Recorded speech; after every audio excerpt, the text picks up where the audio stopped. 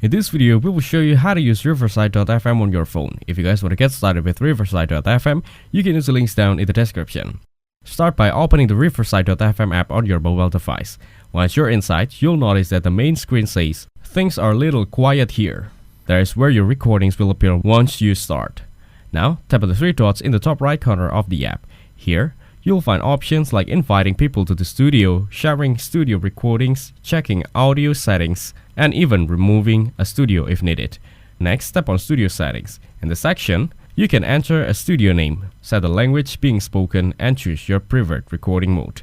Finally, tap on Record in the bottom right corner to start recording. Before you begin, you can turn on the toggles for features like the microphone, nearby devices, call management, camera, and notifications. Once everything is set up, you're ready to create your content. So that's how to use Riverside.fm on the phone. Make sure to use the links down in the description to get started with Riverside.fm. If this video was helpful, please consider leaving a like and subscribing to my channel. With that being said, I'll see you in the next video.